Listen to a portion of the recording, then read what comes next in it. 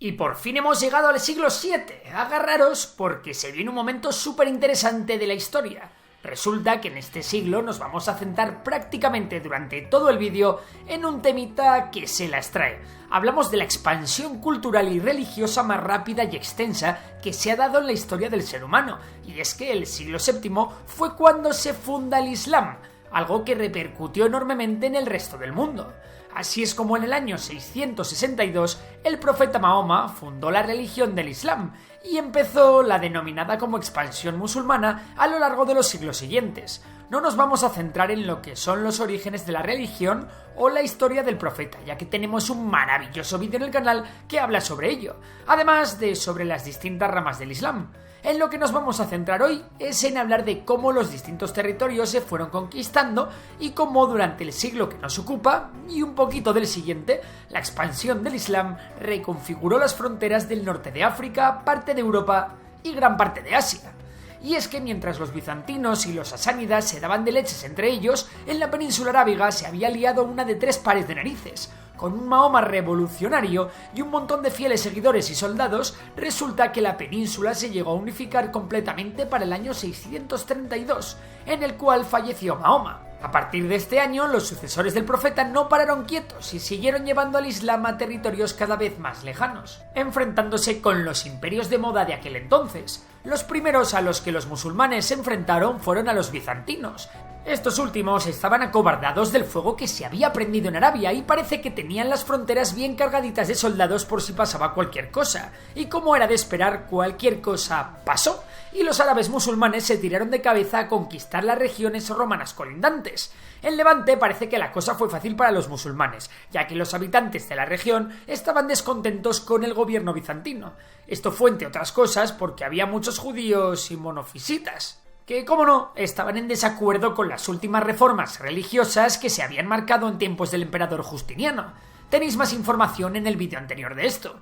Por otra parte, las tribus árabes tenían una enorme influencia económica en la zona del creciente fértil, así que sumado a lo que os hemos comentado, los seguidores de Mahoma tenían ganada la quinta columna en las tierras de la Siria romana. Además, la estrategia militar llevada a cabo por el general Khalid ibn al-Walid fue impecable y les permitió conquistar la ciudad de Damasco en el 634, tras obtener dos aplastantes victorias en las batallas de Ad-Yanadain y Fahel. Los éxitos musulmanes no cesaron y en el 636 se llevaron otra enorme victoria en la batalla de Yarmouk. Y no se queda ahí la cosa. Poco más tarde, en el 637, los árabes completaron una hazaña de importancia absoluta, que llevaría a un conflicto que ha durado por los siglos de los siglos: la conquista de Jerusalén. Tras 6 meses de cerco, el califa Omar acudiría a la ciudad a recibir la rendición del patriarca Sofronio, y Jerusalén se convertiría en un lugar sagrado para la nueva religión, como ya lo era para el cristianismo y el judaísmo. El dominio árabe sobre la región de Palestina no se vería amenazado hasta varios siglos más tarde con las cruzadas. Finalmente, los árabes dieron su último golpe en la región e invadieron Mesopotamia y Egipto en el año 639. Poquita cosa en tan solo 7 años, ¿verdad? Y es que resulta que en el caso de Egipto, por lo visto, también fue tarea fácil, ya que los cristianos coptos que allí vivían pusieron las mismas facilidades que los judíos y monofisitas en Siria. No les costó nada a los musulmanes conquistar la gran ciudad de Alejandría en el 642 y hacerse fuertes allí para seguir invadiendo y conquistando. Además, con Egipto en su poder, los musulmanes habían asestado un golpazo a los bizantinos y les habían dejado sin las enormes reservas de trigo que el país de las pirámides proveía. Y no paraban. Si el levante mediterráneo fue la primera piedra, ahora les tocaba toda la zona norte de África. Así se lanzaron sobre la antiquísima provincia romana de la Cirenaica, lo que hoy es Libia, en el año 643, una invasión liderada por el ya condecorado Amr ibn al-As, artífice de todas las conquistas anteriores en Babilonia y África.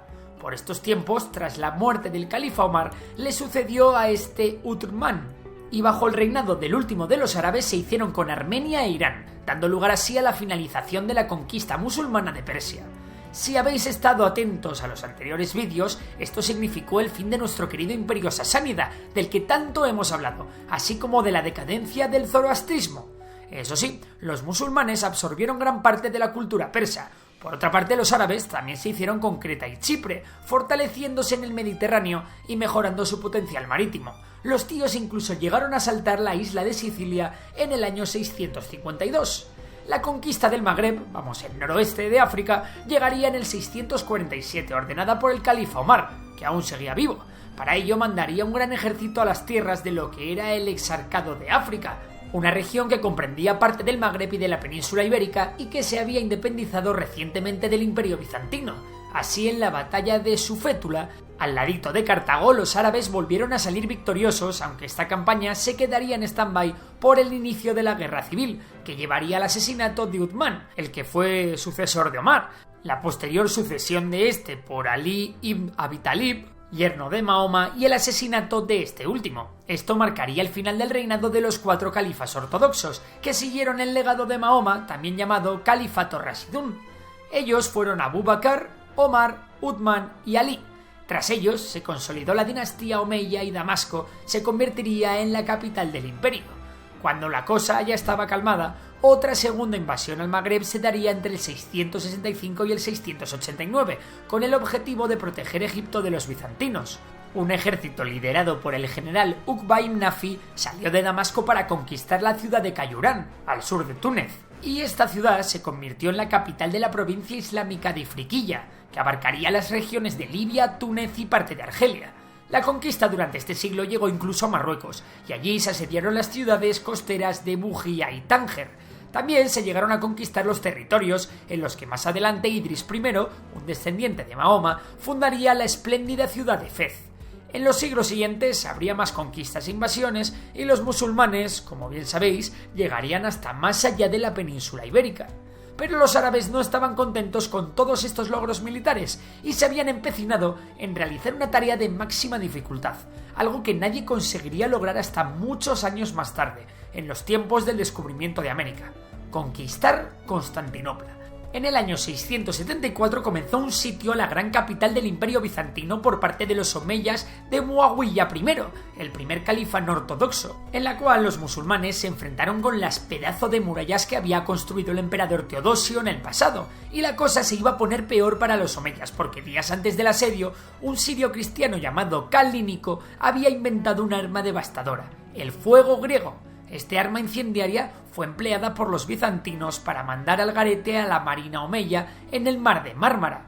Este fuego griego, por cierto, ha servido de inspiración para el mitiquísimo fuego valirio de Juego de Tronos. Tras la gran derrota que sufrieron, los musulmanes no se atrevieron a volver a asediar la ciudad hasta el año siguiente, así que no todo fue malo para los bizantinos. Constantinopla demostró ser una ciudad inexpugnable y se había convertido en la ciudad más grande e influyente del mundo. Ahora bien, ¿qué pasó fuera del mundo del Islam, los bizantinos y los sasánidas? Pues en Europa occidental la cosa estaba fea. Se estaba viviendo una era oscura que continuaría hasta la llegada de Carlomagno. Eso sí, muchos de los reinos que surgirían más adelante en Europa verían sus raíces en este periodo convulso. Por otra parte, en la España visigoda de por aquel entonces, el cristianismo tomó un papel de especial relevancia, y durante este siglo sucedieron los concilios de Toledo, que sirvieron para dejar claritos todos los asuntos religiosos del momento.